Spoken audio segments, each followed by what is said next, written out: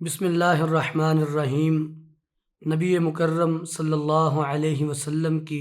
خشیت الہی، اللہ کا ڈر، آپ سب سے زیادہ اللہ سے ڈرنے والے تھے، بلکہ خود نبی علیہ الصلاۃ والسلام نے اپنے بارے میں فرمایا، واللہ انی لاعلمہم باللہ واشد لہم خشیہ۔ فرمایا کہ میں سب سے زیادہ اللہ کے بارے میں جاننے والا ہوں، واشدہم لہ خشیہ، اور میں ان میں سے سب سے زیادہ اللہ سے ڈرنے والا ہوں۔ اور یہ بات آپ نے اس وقت بیان کی جب 3 صحابہ انہوں نے قسمیں اٹھائیں۔ ایک نے کہا کہ میں ساری زندگی روزے رکھتا رہوں گا، ایک نے کہا میں شادی نہیں کروں گا، ایک نے کہا میں ساری رات نماز پڑھتا رہوں گا۔ آپ نے فرمایا میں نے تو یہ سارے کام کیے ہیں، لیکن میں پھر بھی ان میں سب سے زیادہ اللہ سے ڈرنے والا ہوں۔ اور نبی علیہ الصلاۃ والسلام کے بارے میں صحابہ اکرام فرماتے ہیں، ایک مرتبہ آپ نے خطبہ دیا، ایسا خطبہ کہ ذرفت منہ العیون ووجلت منہ القلوب، کہ اس خطبے سے آنکھیں بہہ پڑیں، دل ڈر گئے، اور آپ نے بڑا رکت امیز خطبہ دیا۔ صحابہ فرماتے ہیں ہمیں یوں محسوس ہوتا تھا جیسے کسی الوداع کرنے والے کی نصیحت ہوتی ہے۔ آپ نے اس انداز میں بات کی، اور صحابہ اکرام رضوان اللہ علیہم اجمعین انہوں نے اپنی چادریں ایسے اپنے چہروں کے آگے کر لیں۔ فغطى اصحاب رسول اللہ وجوہہم ولہم حنین، اپنے چہروں کو ڈھانپ لیا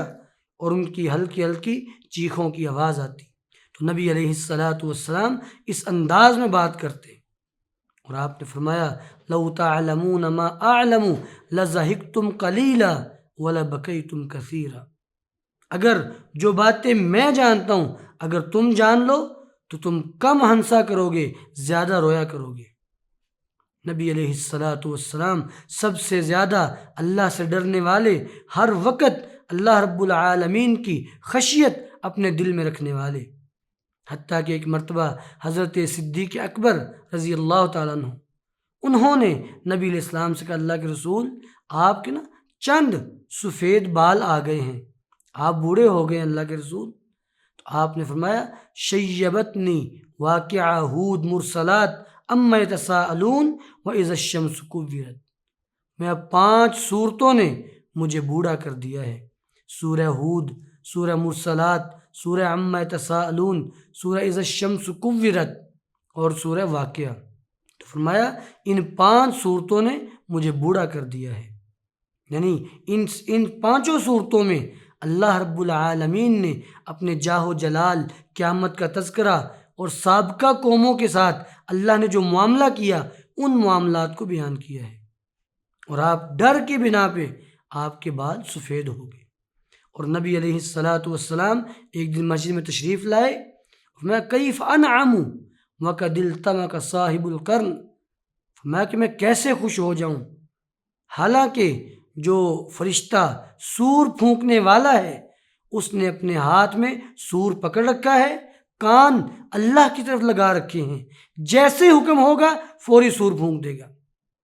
جب آپ نے یہ بات بیان کی تو صحابہ اکرام ڈر گئے،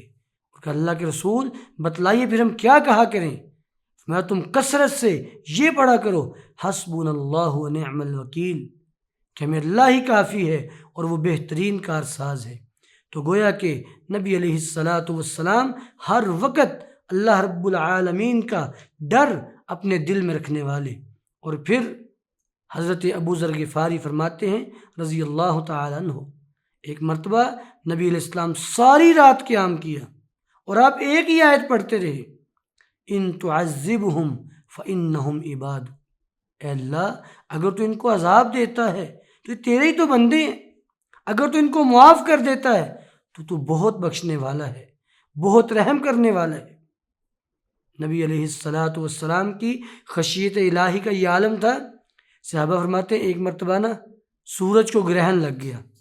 تو نبی علیہ السلام انتہائی پریشان، کبھی گھر میں داخل ہوتے، کبھی گھر سے نکلتے، انتہائی خوف زدہ، حتیٰ کہ آپ کے چہرے پہ اس کے اثرات نظر آتے تھے۔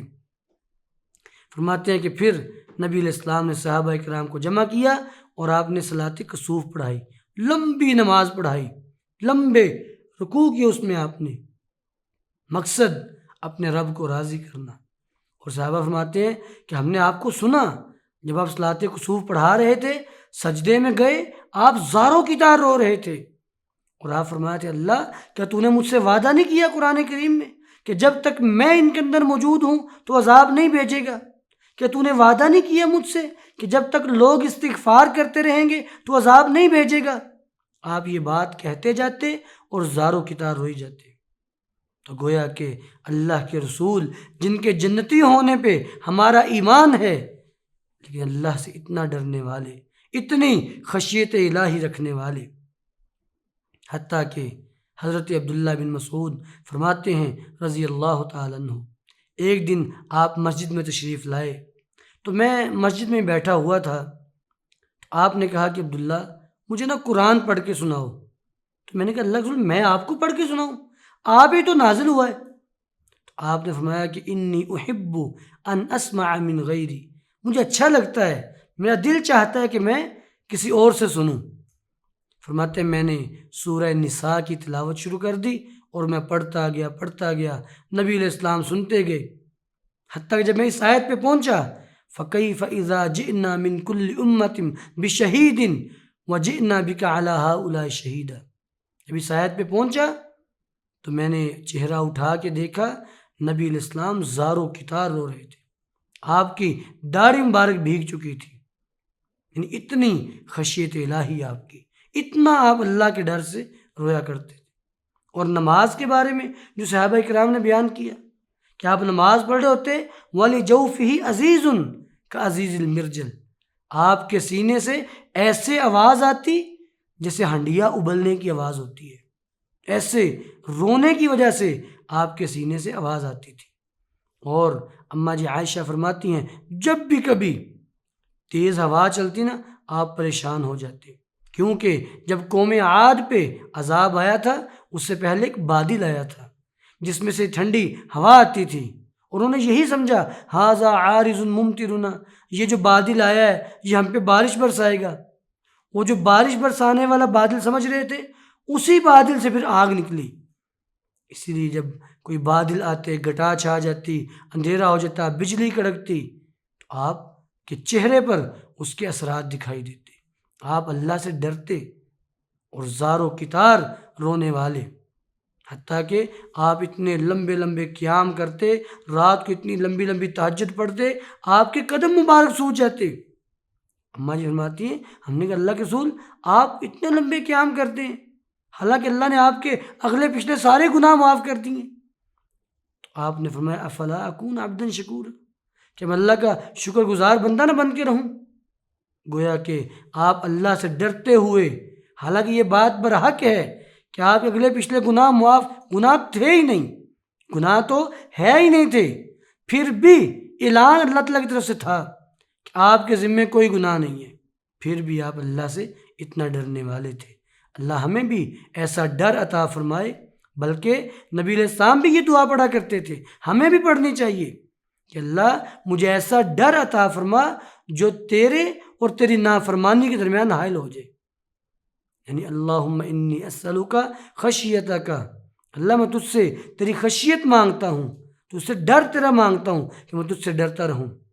ان تحول بیننا و بین معاصیک، کہ وہ ہمارے اور تیری نافرمانی کے درمیان حائل ہو جائے، ہمارے اندر اتنا ڈر ہو ہم تیری نافرمانی کرے ہی نہ۔